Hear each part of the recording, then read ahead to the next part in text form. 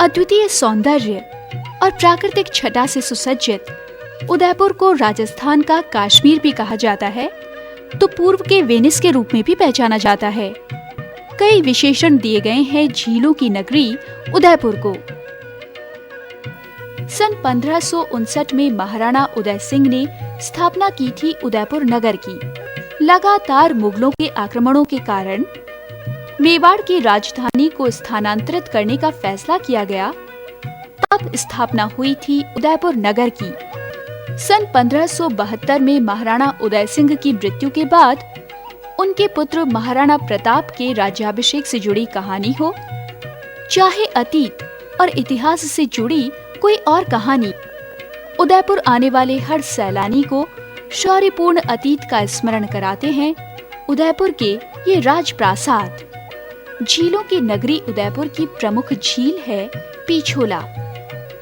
कहते हैं इस झील का निर्माण 14वीं शताब्दी में महाराणा लाखा के शासन के दौरान एक बंजारे द्वारा करवाया गया था। पिछोला झील के किनारे पर ही स्थित हैं उदयपुर के राजमहल। इन महलों की भव्यता और विशालता भी पर्यटकों के आकर्षण का प्रमुख कारण है। राजपूत स्थापत्य कला की अद्भुत धरोहर हैं ये राजमहल। इतिहासकारों ने इन महलों को वंसर महलों की संज्ञा दी है। उदयपुर शहर से उत्तर पश्चिम में स्थित फतेह सागर झील की भी अपनी दास्तान है। 3 किलोमीटर क्षेत्र में फैली फतेह सागर झील के किनारे स्थित है मोती मगरी। इस मोती मगरी को महाराणा प्रताप स्मारक के रूप में विकसित किया गया है। चेतक पर सवार महाराणा प्रताप की ये मूर्ति प्रताप के पराक्रम और देशभक्ति की याद दिलाती है, तो चेतक की स्वामी भक्ति को भी याद दिलाए बगैर नहीं रहती। पास ही स्थित है महाराणा प्रताप के सेनापति भामा शाह की मूर्ति। वही भामा शाह जिन्होंने मेवाड़ की आन बान की खातिर अपना सर्वस्व दान कर दिया था। राणा प्रताप हो, चेतक हो, भामा शाह हो, तो भला राणा पूंजा को कैसे भूला जा सकता है। यहाँ लगी राणा पूंजा की ये मूर्ति याद दिलाती है प्रताप और मेवाड़ के लिए उनके द्वारा मुगलों के खिलाफ किए गए संघर्ष की। अपने अतीत से जोड़ने वाला ये प्रताप स्मारक बीते कल की याद तो दिलाता ही है, पर्यटकों को भी खूब लुभाता है। उदयपुर की कहानी चारों ओर पानी से घिरे लेक पैलेस के बिना अधूरी है। विश्व के सुंदरतम महलों में से एक लेक पैलेस को जग निवास के नाम से भी जाना जाता है। 1748 में महाराणा जगत सिंह द्वितीय द्वारा 4 एकड़ भू क्षेत्र में बनाए गए इस महल का सौंदर्य के लिहाज से सचमुच कोई सानी नहीं। ये राजप्रासाद राजसी ठाट बाट की दास्तान बयान करते हैं, तो उदयपुर स्थित सहेलियों की बाड़ी भी अतीत की याद दिलाती है।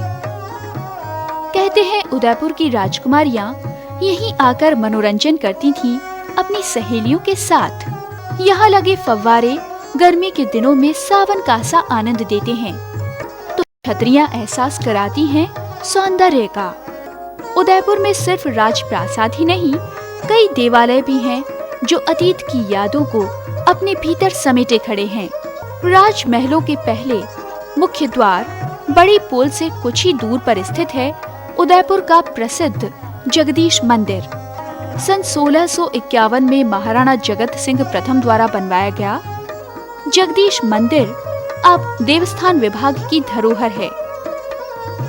80 फीट ऊंचे प्लेटफॉर्म पर निर्मित इस मंदिर के बारे में आम मान्यता है कि तब 15 लाख रुपए खर्च हुए थे इसके निर्माण पर। इस मंदिर के निर्माण से कई किस्से कहानियां जुड़ी हुई हैं।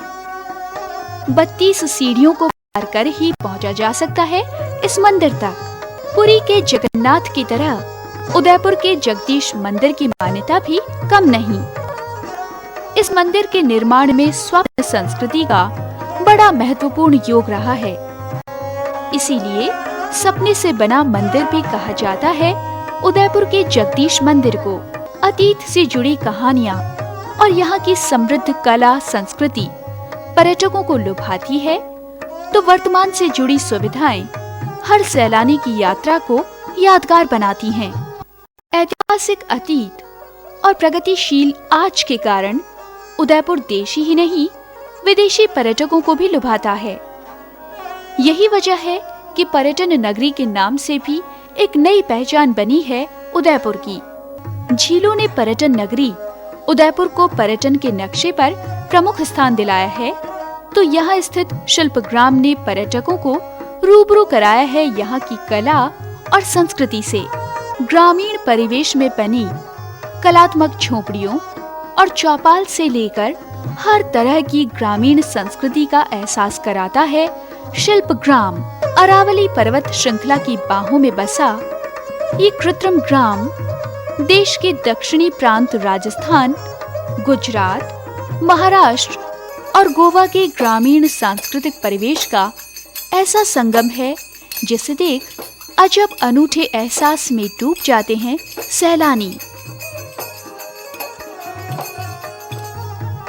शिल्पग्राम ग्रामीण संस्कृति से रूबरू कराता है तो भारतीय संस्कृति और लोक कलाओं से परिचय कराता है उदयपुर स्थित लोक कला मंडल।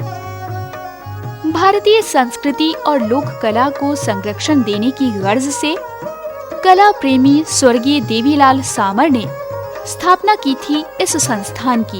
यहाँ पड़े वाद्य यंत्र लोक वाद्यों से रूबरू कराते हैं तो यहाँ रखे वस्त्र यहाँ की वेशभूषा से अवगत कराते हैं।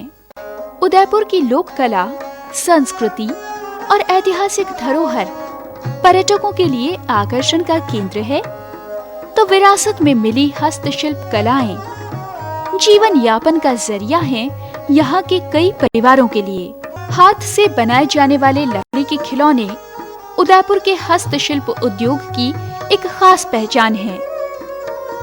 सैकड़ों परिवारों के लिए रोजी रोटी का साधन बना ये हस्तशिल्प उद्योग उदारीकरण और भूमंडलीकरण के इस दौर में चीन से आयातित खिलौनों की प्रतिस्पर्धा भी झेल रहा है, तो निर्यात के जरिए विदेशों में भी पहचान बना रहा है।